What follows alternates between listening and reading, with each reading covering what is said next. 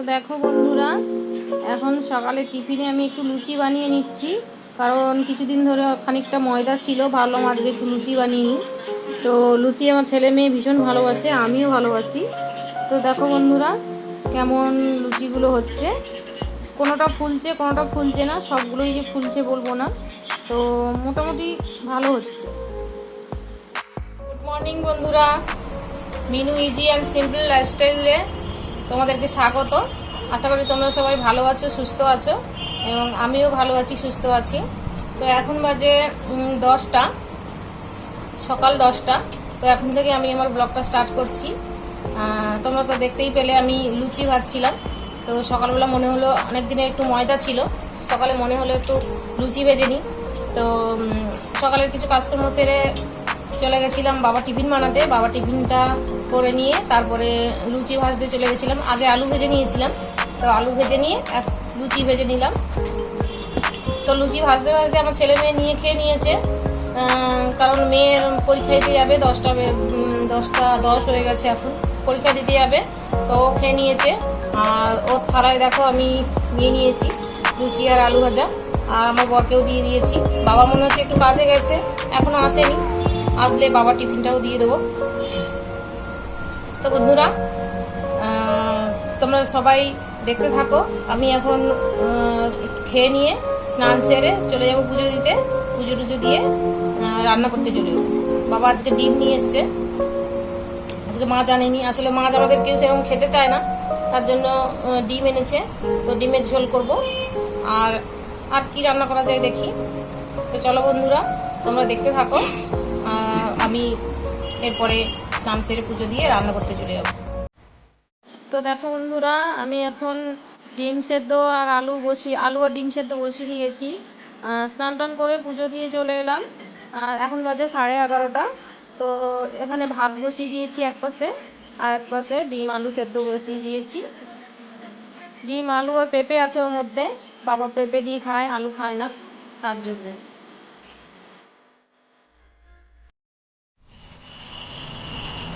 তো বন্ধুরা দেখো, আমি এখন স্নান টান করে পুজো দিয়ে চলে এলাম।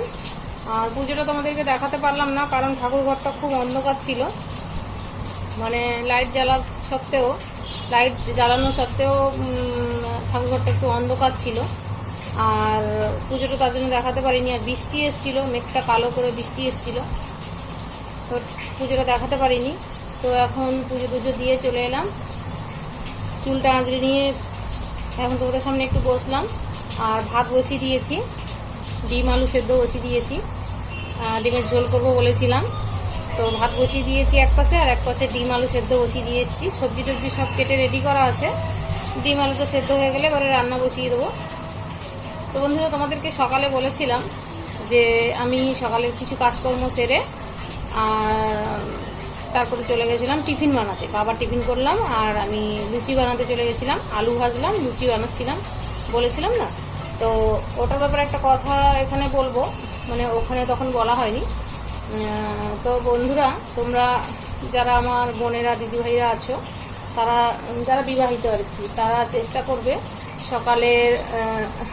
সকালে রাতের যে বাসি কাপড়টা, ওটা সকালে ছেড়ে তারপরে টিফিন বানাতে যাওয়াটা আর কি। তো টিফিন বানানোর আগে কাপড়টা ছেড়ে নেওয়া ভালো। যদি কেউ স্নান টান করে একেবারে টিফিন বানাতে যায়, সেটা আলাদা প্রশ্ন, কিন্তু সকালের বাসি কাপড়টা ছেড়ে চেষ্টা করবে টিফিন বানাতে যাওয়ার।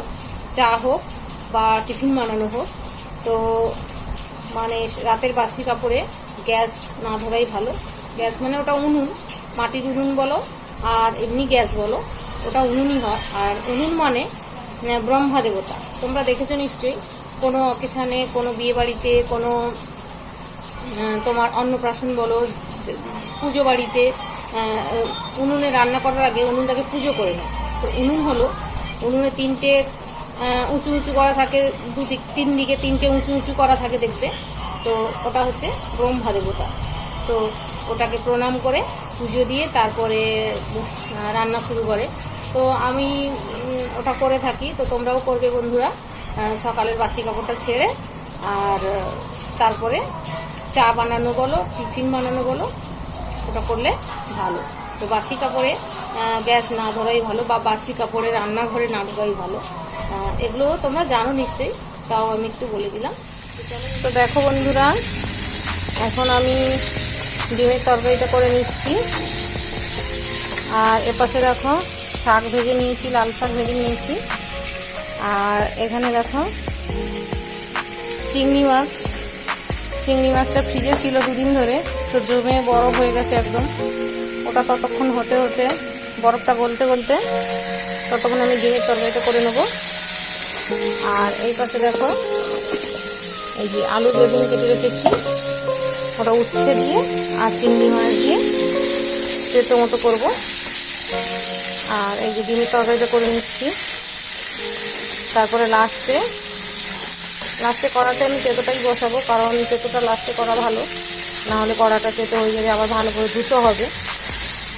তো ওই জন্য শাকটা ভেজে নিলাম আগে, আর শাকটা ভেজে নিয়ে তারপরে ডিমের তরকারিটা করে নিচ্ছি। তো দেখো বন্ধুরা, এখন বাজে রাত্রি 9টা। তো এখন আমি রুটি বানিয়ে নিচ্ছি। রুটি আর সবজি ডাল হবে বাবা, আর আমাদের ভাত আর আলাদা ডাল হবে, কারণ আমাদের ও বাবার সবজি ডালটা কেউ খেতে চায় না। তো তার জন্যে আলাদা মুসুর ডাল করে নেবো পাতলা করে, আর আলু ভাতে দিয়ে দেবো। এই দিয়ে আজকে আমাদের রাতের খাওয়া হবে। তো বন্ধুরা দেখো, রুটি বানিয়ে নিচ্ছি। তো বন্ধুরা, বিকেলে চা খাওয়া হয়নি, ছেলে মেয়ে বাড়িতে ছিল না, ওর পিসির বাড়ি চলে গেছিলো, তাই চা খাওয়া হয়নি। তো দেখো বন্ধুরা, বাবার সবজি ডালের জন্যে কুমড়ো কেটে নিয়েছি, ঝিঙে কেটে নিয়েছি, একটু বেগুনও দিয়েছি, আর একটু পটলও দিয়েছি। এই দিয়ে বাবার সবজি ডাল হবে।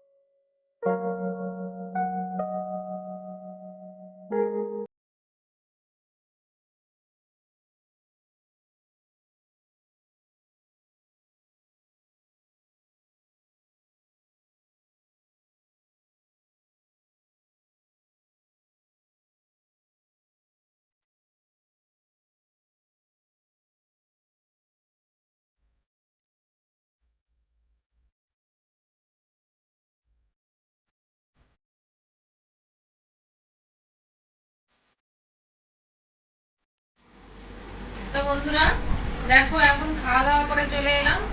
সবারই খাওয়া দাওয়া কমপ্লিট হয়ে গেছে। তো ছেলেও ঘরে শুয়ে পড়েছে, আর আমি দেখো একটু ব্যায়াম করে নিচ্ছি। ব্যায়ামটা আমি রোজই করে থাকি, তোমরা দেখো। তো ব্যায়াম করে নিচ্ছি। এবার ব্যায়ামটা 5-7 মিনিট করে নেবো। এখন বাজে 11টা। ব্যায়ামটা করে তারপরে বিছনাটা ঝেড়ে নেবো। বিছনাটা ঝেড়ে নিয়ে মশারি টাঙিয়ে নিয়ে শুতে চলে যাব। তো বন্ধুরা, আজকে পাতলা করে মুসুর ডাল বানাবো বলেছিলাম, তো ভীষণ ভালো হয়েছিল ডালটা। আর আলু মাখিয়েছিলাম, আলু মাখা দিয়ে পাতলা করে মুসুর ডাল দিয়ে ভাত খেলাম। তো আমি 2টো রুটি খেয়েছি, অল্প একটু ভাত খেয়েছি।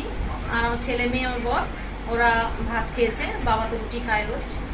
তো বন্ধুরা, আজকের ভিডিওটা আর বেশি বড় করব না। তো আজকে সারাদিনের ব্লগটা তোমাদের কেমন লাগলো অবশ্যই জানিও, আর ভালো লাগলে অবশ্যই একটা লাইক করে দিও, আর কমেন্ট করে জানিও আজকে সারাদিনের ব্লগটা কেমন লাগলো। আর আমার চ্যানেলটাকে সাবস্ক্রাইব করে দিও, পাশে বেল আইকনটিও বাজিয়ে দিও। তো বন্ধুরা, এখন 11টা বাজে, আর বেশি রাত করবো না, আর বেশি বাড়াবো না ভিডিওটা। তো আমরা এবারে শুয়ে পড়বো, সকাল সকাল আবার উঠতে হবে। আর কালকের এক জায়গায় যাব, সেটা তোমাদেরকে কালকে জানাবো। তো কোথায় যাব আমরা। তো বন্ধুরা, আজকে তাহলে এই পর্যন্তই। তোমরা ভালো থেকো, সুস্থ থেকো। তো গুড নাইট, শুভরাত্রি।